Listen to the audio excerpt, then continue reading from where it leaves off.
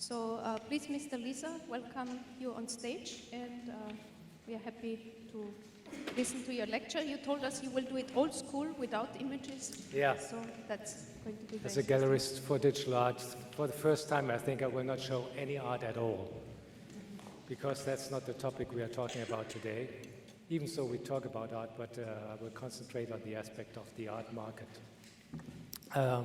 First of all, thanks a lot for inviting me, and I found this selection of lectures we heard today very interesting, which opened a lot of different aspects on looking at the art market or how the art market has changed due to the digital media or the internet.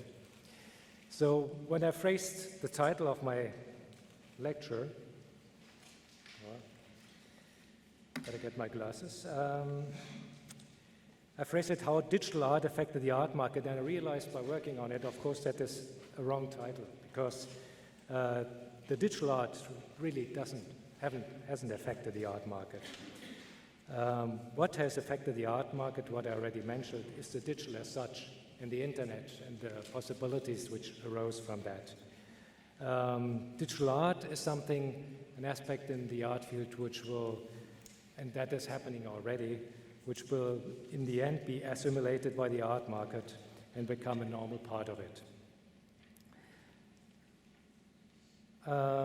Generally, so thanks a lot to Po, I already told to him, I could skip the part on the online part fully because he covered in such an extent every aspect of it, but I think we surely talk about it in the discussion a bit further, how that affects the gallery business as well. So I will concentrate on the classic gallery business, how that has changed from my perception, from my point of view, from my experience since I started in the 90s, and what I can observe as well when I read interviews about galleries who are closing down or don't continue, which is happening sometimes. And when they do interviews, it's always interesting to hear what the reasons for that are. Generally, the gallery business is quite opaque, so you don't really find a lot of substantial information about how the business is run, what it is based on, what the financial resources are, how the actual solvency are, so how much money they actually make, and if it's really working. There was a research done in Berlin, just to give you a little bit of an idea, just on the gallery scene as such in Berlin. Berlin is probably not extremely typical because it has a very special situation, and it's probably not that comparable to New York or London, but they researched all the galleries there, a major amount of galleries, and they found that 60% of the galleries didn't make any money. Which means, in fact, these galleries are supported with other activities. These people are running the galleries, and that is 60%. We have about 500 galleries in Berlin. Another 20% made about 20,000 euros per year. I think you could go to Aldi, you call in Germany, I think it's Hofer here in Austria. You would make much more money. And then you have a middle range of about 20%, which make some money, like in the range between 40, 50,000. And then, of course, you have the top levels and the very small amount of galleries. So when you are an artist or when you come from the art field, you realize the gallery scene is not so much different than the scene for the artists, because artists are very often in a similar situation. But we're talking about the gallery scene now. First, a little bit, Krista already mentioned that, a little bit of my background, to give you a little bit of an idea how I look at this whole game which I'm playing as a gallerist, which is probably not always like that, and so you understand a little bit where I'm coming from. Going back, my family was not going to, I was born in a family where we didn't go to museums or gallery shows. So I discovered my interest in the visual arts or art as such later at the high school, and then I started to go to shows myself, and I always realized when I saw good exhibitions, it did something to me emotionally. It somehow affected me, but the idea of running a gallery was like flying to the moon. It was impossible. It was so far away. Being a gallerist at that stage when I was a teenager, in my 20s, was not, I couldn't imagine. Later on, I decided to work as an artist and became an artist and worked a lot with photography and got more involved in this whole kind of scene. And when I started to get integrated in the scene, I tried to make some money with helping out a friend who was a painter who came from England to Wiesbaden, and he lived there, and I did basically everything what you can do beside the painting, like promoting and stretching the frames, the canvases, and so on and so on. And I learned that there are many more good artists than there are good gallerists. And I feel that's still the same. So gallerists, first lesson, gallerists are really important.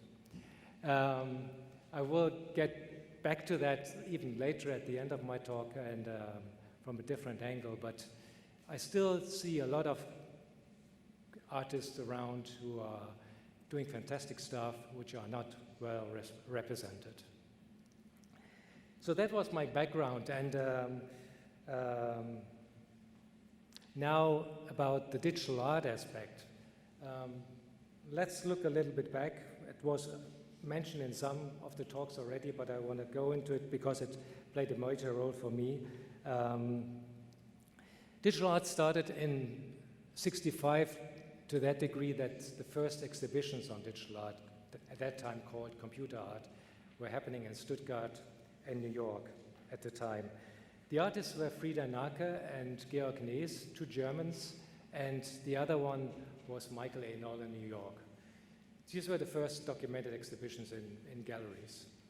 So we have now dealing with a digital art market since about 50 years, a little bit longer than 50 years.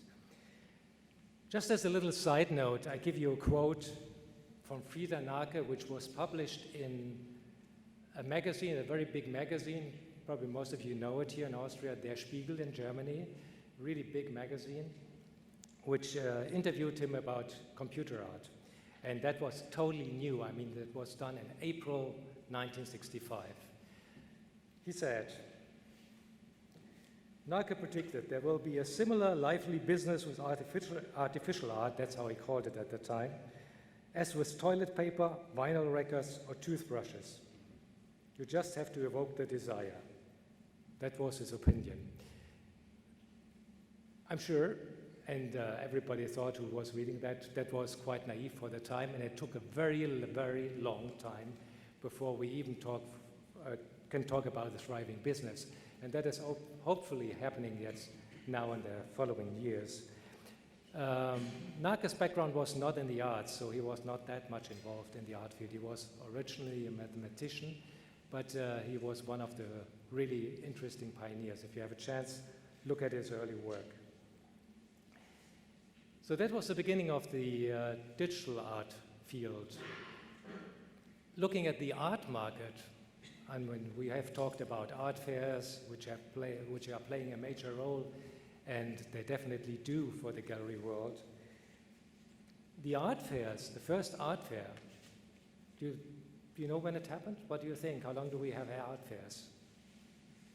Does anybody know? Well, you know probably a bit. So we have art fairs since 1967. In 1967, the first art fair, the Kölner Kunstmarkt, happened, organized by galleries, and there were 18 galleries which got together in Cologne, which later became the famous Art Cologne, and is still an ongoing art fair in the now called, I would say, middle range. Yeah, they are the top-level art fairs, and there's a bigger range in the middle field. So it's not that long that we have this kind of business model of art fairs. And you see, if you look at it now and how many art fairs are happening every week, international, you can fly to an art fair basically every week on the planet and see art. It has enormously developed since then. At that time, in the 60s, the situation for the galleries, and later on for another 20 years, the situation for galleries was very different. When you had someone interested in art, he had either to come to visit you, or he would send you a letter. You know this letter, handwritten, right? sending it over by post mail and reading it, and then you had to take the artwork, the painting to a photographer, get it reproduced, make a photograph taken, and da-da-da-da. It took several days, if not weeks, before you could receive a picture of the artwork, to look at it and to make a decision on it. And the other side, and that was still the fact when I started in 1994 to open my gallery in Wiesbaden.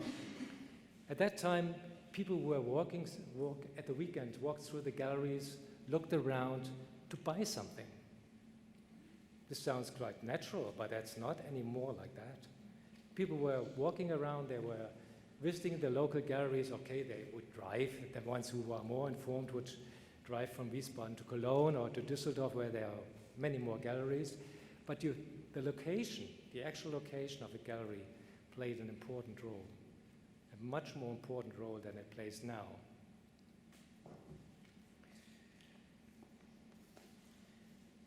So, looking a little bit more into the different business models of galleries, basically you have two extremes. You have on one side the typical dealer. I mean, in the US you call every gallery a dealer, but I think I would differentiate. There are people who are basically working mostly on the secondary market, means they are typical dealers. They buy an artwork as cheap as possible for the best price they can get, and they sell it for the highest price. This is a classical trading of art which is happening, and some galleries nearly totally concentrate on that, and that is probably a good way of making money. But the more exciting part from my point of view lies in the other end, the so-called program gallery. A gallery who has some kind of specific program what the gallery is concentrating on. It has often a lot to do with the personality of the gallerist. Most galleries start with selecting artists they really like or are convinced of, and try to build their career. At the beginning, you're not getting the good ones or the very established ones. You normally have to start. There are exceptions to that, but I generalize now a little bit to make it a little bit more clear.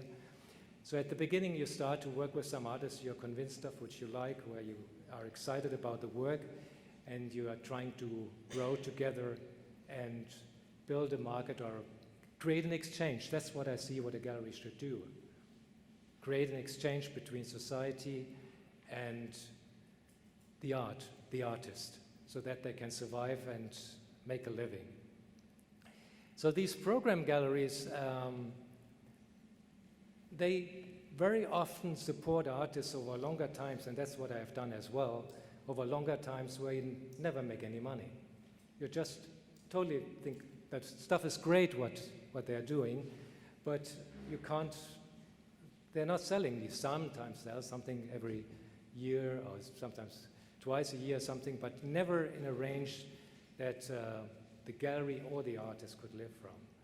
And then you have other, if you're lucky and you're doing a good job, you have some other artists in your stable which are more successful commercially, who basically support the whole activity. So most galleries' concepts are in between of these two concepts which I described. So galleries are supporting as well their activities with secondary market sales, meaning buying work and selling it to customers, mostly then on higher price ranges, and then at the other side support young artists or the artists they're convinced of and build their careers. So that's what we are talking about when we talk about a gallery.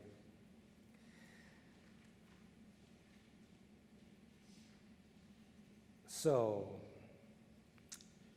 if you look at the present situation of the gallery, especially in Europe, how that has changed, and there's a lot of discussion going on in the gallery scene, and I talk a lot with other gallerists. If you are, let's keep aside the big names, the ones which are having major established artists who are bringing them really big money. I will say about that later on as well. Let's talk about this typical program galleries in the middle range who have their specific program which they support and the artists they support, and they all have the same issues. The issues are that First of all, the location as such, even in a city like Berlin, the location as such, a gallery, has lost importance. That means there are less visitors going to the actual galleries. If you have an opening the days after or the weeks after, there are often in most galleries, a very small amount of people who walk through the galleries to look at the shows.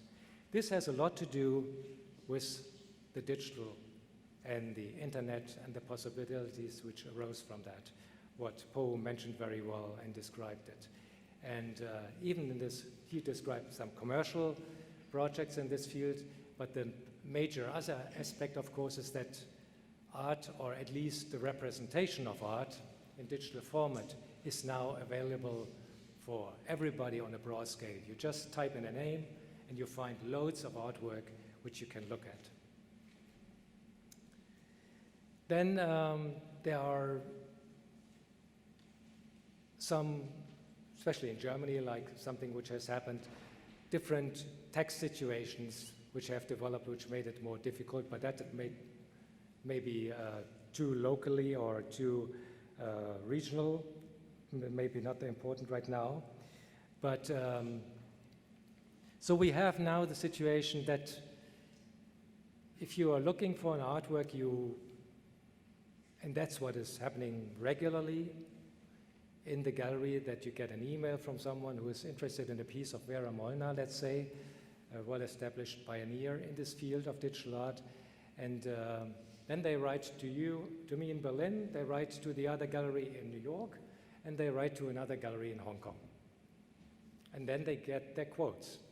And you can imagine where they're buying from. I mean, if they find similar pieces, and often there are series where they find similar pieces, then they are buying where there's the best price, and the price has a lot to do with local situations as well. Even so, the artists try to keep some kind of price range.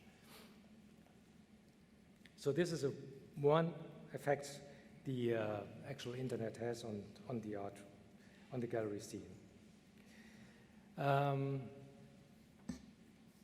I'd like to read something from an article which was just published in Art News in September 14, so it's just not even a month ago of this year, written by Nicola Trezzi. It says, "The art dealers finding alternatives to the gallery model. The gallery business has transformed immensely. From little fortresses governed by individual and oftentimes radical choices, galleries are today like ships sailing the choppy waters from one port or art fair to the next, threatened by a myriad dangers. Either they get bigger or they sink, either up by a bigger galleon or eaten up by a bigger galleon. Metaphors aside, it is clear how the current art fair-driven system has created a fixed pattern, with little room for negotiation. Small galleries from the periphery can participate at small fairs and hopefully sell to collectors they would never meet otherwise.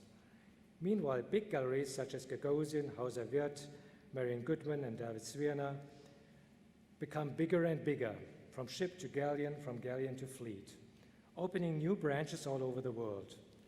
But what about the middle-sized galleries? For them, it's tough times, as testified by the shutdowns of respected galleries such as Mode International, Margot Levin, Lisa Cooley, or McKee, whose owner stated that the art market has grown so vast that our gallery model is in danger.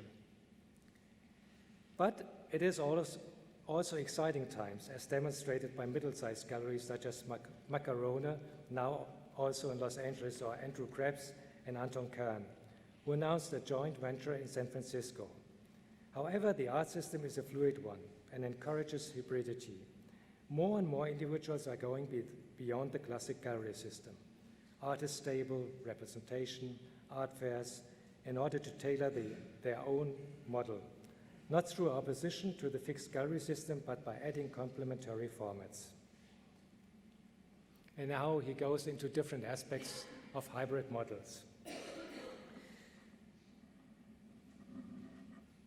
There is another aspect in this development he describes in this article. Due to the growing importance of the international art fairs, and for many galleries it means a major chunk of the yearly turnover that is made at art fairs, it affects as well the kind of art which is sold mostly.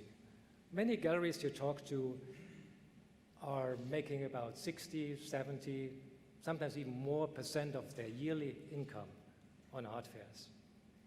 And if you are going onto art fairs as a gallery, you have to really consider who you're putting there and what you're showing in what amount. That's why when you have visited artists, that's why you very often find a booth with several artists, oftentimes only one piece of each artist, which are presented there, to lower the risk that if one artist is not selling, maybe the other one is selling, or to offer to a really very broad amount of collectors. Art fairs are normally really expensive, so there are several times it happens that galleries go broke because they paid for a lot of art fairs in the year, and you normally have to pay mostly a year in advance, more or less, for the art fairs. So if they don't work out in that year, you can easily run up several €100,000, which can make it really difficult to pay your bills. So the art fair forces you to really look what you're showing. You can't show work which is not so easy accessible, or which would take someone to look at it at least 10 minutes. That is really rare, that someone comes to an art fair and looks at a piece of 10 minutes. I show a lot of software art, for example. And software art, first of all, people take their time to understand what software art is about, that it never repeats, it's created in real time, right in there, and they look at it for 2 minutes, and they say, if they look at it for 2 minutes, that's already long, and then they say, and when does it repeat? So it has to sink in, and you have to understand this concept, and that will only happen if you take your time and realize that it always creates something new in this aesthetics at this moment, and it will look totally different when you come back in half an hour. So every concept which needs a lot of time to look at on an art fair is often not very workable. Leaving aside, of course, and there are always exceptions, leaving aside very established positions. But then you have the collectors who have already references. They know when they have a conceptual piece from a specific artist, they know about it and they can judge it quite quickly. So the art fair brings you to the point to present work which is easily accessible, and we just talked yesterday about art fairs as well. And very often the booth looks more or less the same. You find the same names again, and you go to other art fairs, you go to Hong Kong, or you go to London, or you go to Basel, and you find similar work which is presented there. So what I'm trying to say is this kind of business model, which is now extremely important for a gallery to survive these days, is on the other hand, makes our experience of art and our possibilities of presenting art on this non-established field. And the galleries are all businesses which are starting off, at least, very often with non-established names, makes it much more smaller. The range of kind of work which you can look at is much smaller. And as people are not, there are many more people going to art fairs than they go to the galleries. Definitely. I mean, my gallery, I'm very well known for my field, and I have nearly every day a few visitors, a few. But in other galleries, I know there are days when nobody is coming in. You sit there for several days in the gallery space and nobody is coming. Don't get depressive, there are some good news as well. And let's look at, after talking about so much about the gallery aspect, let's talk about the influences of the internet from the artist's point of view, what I observed, what is happening with the artists, and how they have maybe operate different, or at least perceive the game very differently than it was 20 years ago. I mentioned before at the beginning that when you read interviews with older galleries who are giving up, they very often talk about and say, it's not the same anymore. The art world and how the art world operates has very much changed. People are not that interested. The collectors are more into investments. They are looking how much is this artist going to develop in the next few years. They are not so much interested in the content or what the artist has to say. The other side, of course, is, and that's my observation as well, that this relationship, I mean, you mentioned it, I think, it's like a marriage. That's what I quoted very often as well, that when you get together with an artist, it's more or less like a marriage. You like each other, you have to respect each other, you're going to build both, and if you are really equally strong, everybody is contributing, the artist and the gallery is developing, you can build a career for both of them. This seems to be, in many cases, at least from my perspective, an old-fashioned romantic model. What I observed with many artists as well is that they are changing their operation basis more quickly than it was before. They are not anymore that committed to staying with a specific gallery. If it doesn't work, or it doesn't work quickly enough, they move on. They get something else. They get someone else and hope to be more successful in a shorter amount of time. There's not so much willingness to go over longer periods. I'm not saying there's something wrong. Every artist has a right to make a decision, and if it doesn't work, to move on to another gallery. That's totally understandable. But it has to do as well with the whole attitude which comes along with that. Then there's another point with that. Most artists have fantastic websites, many. There are a few exceptions who refuse to do so, but many of them, and many I work with, have fantastic websites where they document all their work. You can experience the whole developments they have done over the years. So through their website and through their presence on the internet, they very often get contacted directly. You don't need a gallery anymore. The curators talk to them directly. If there are any kind of museums who are interested, very often contact them directly. It is, of course, they are very visible. So that is, if there's not a good relationship with the artist, that is a difficult situation for the gallery sometimes as well.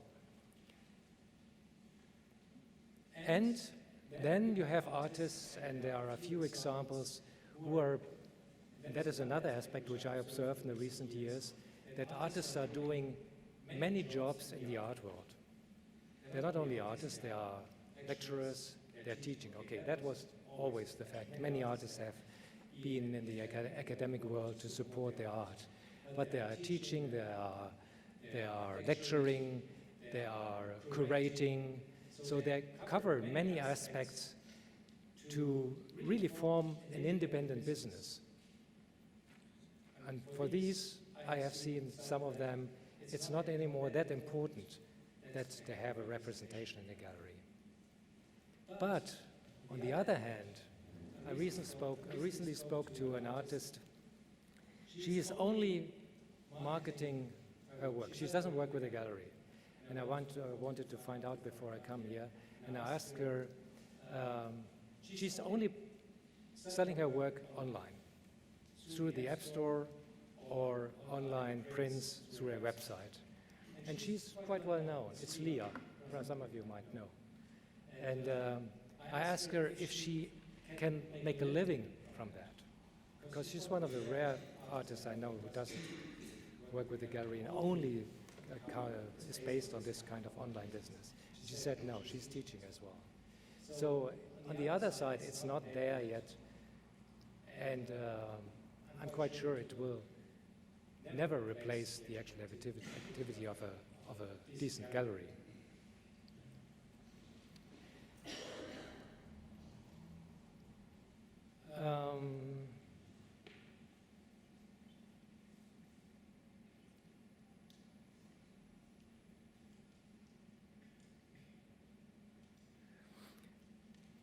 So why would we still need galleries That is the question in the end. When we have the internet, when we have self-marketing on the internet, the galleries are still the entrance point for the art world, for many artists. And even you can sell your art directly through your website, or get approached and sell it through your website, or through own exhibition projects which you develop. In the end, you introduce your audience, which you develop, through the galleries. The galleries offer a free service for everybody. So I encourage you, go to the galleries and have a look what you can find there. Because there's a lot to discover of new art and new artists which you might not otherwise discover. Because before they come into the big shows, or before they get selected by major curators, or before they get selected for the museums, they normally are represented in the galleries. Thank you.